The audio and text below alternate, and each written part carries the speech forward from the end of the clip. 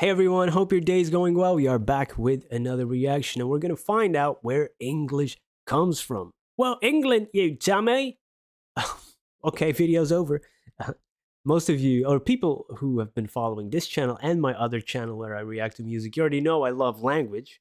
And we checked out a couple language videos on this channel as well.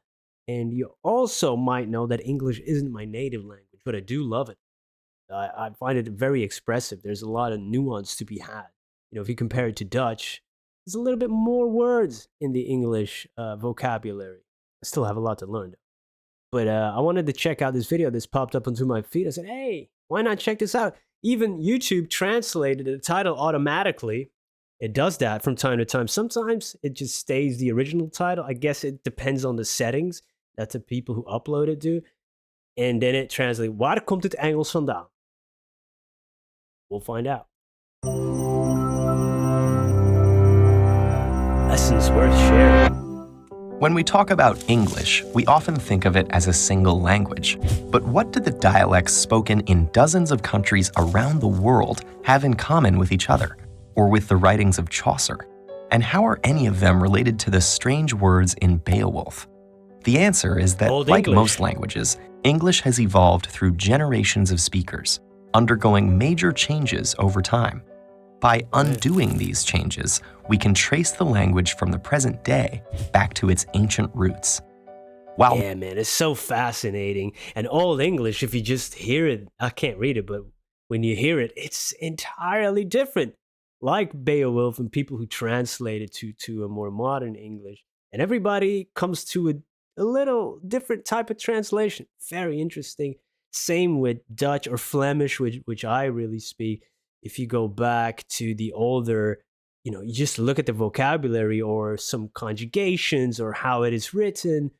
I even remember when I was a kid, mid-90s, they came out with a new dictionary, the new spelling. And from then on, we had to change up a few words, how we spelled certain things. So we had that little book next to us. Really, it evolves, man. It evolves. Modern English shares many similar words with Latin-derived Romance languages like French and Spanish. Most of those words were not originally part of it. Instead, they started coming into the language with the Norman invasion of England in 1066.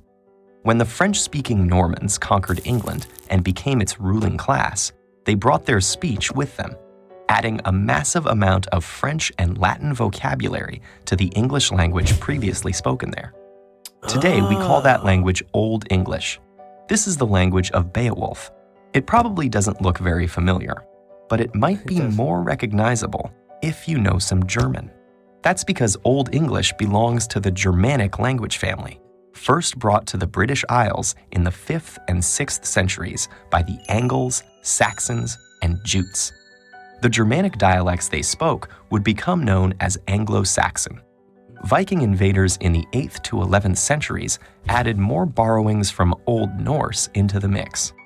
It may be hard to see the roots of modern English underneath all the words borrowed from French, Latin, Old Norse, and other languages. Wow, but it's amazing how all these different languages became one and shaped English. And then if you go to other Germanic languages and there's different oh man, it's wild. Once you go down that rabbit hole, you could dedicate your whole life in this rabbit hole of language, man, and still not get a grasp on everything. It is so fascinating. I wish I just had more time to dedicate myself to it. Norse and other languages. So interesting. But comparative linguistics can help us by focusing on grammatical structure, patterns of sound changes, and certain core vocabulary.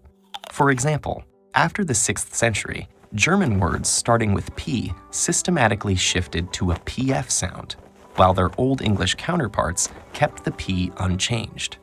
In another split, words that had There was a joke in there. There's a lot I could say right now that I'm not going to say. Of SK sounds in Swedish developed an SH sound in English.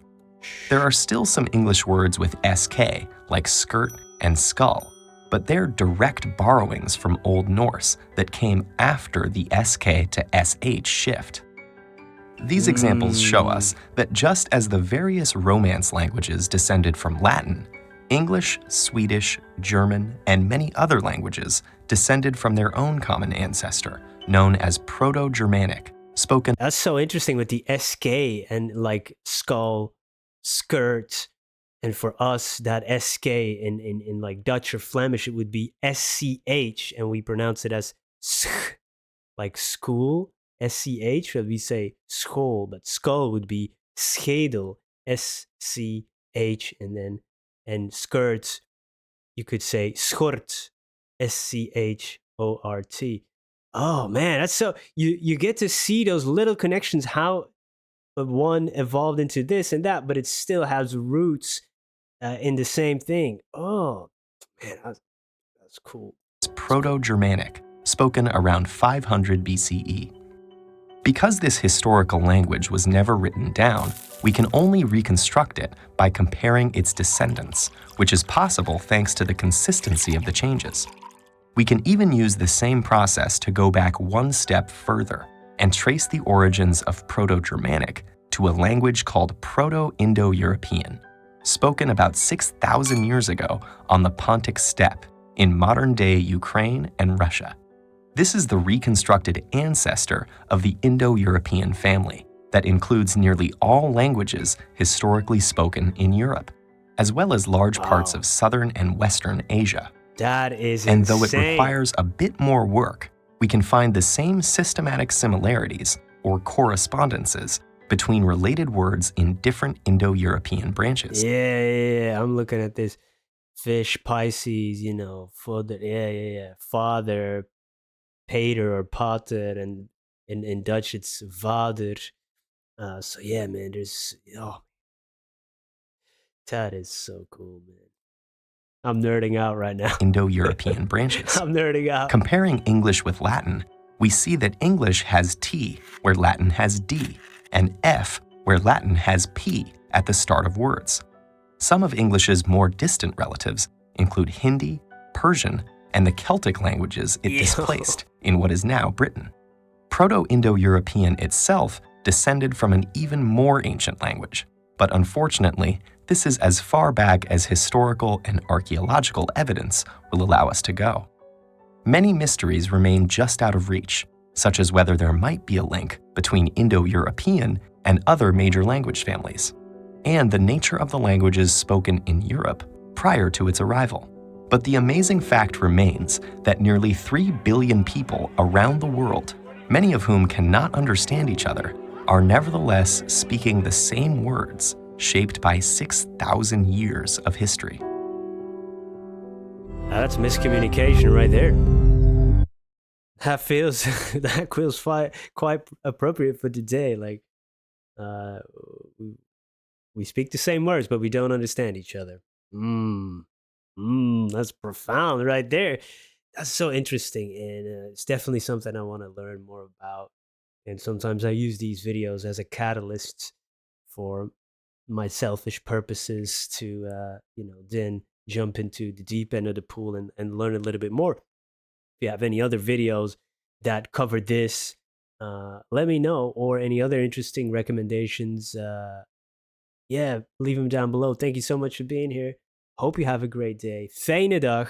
Bonjour, bonne journée. Salut en de kost.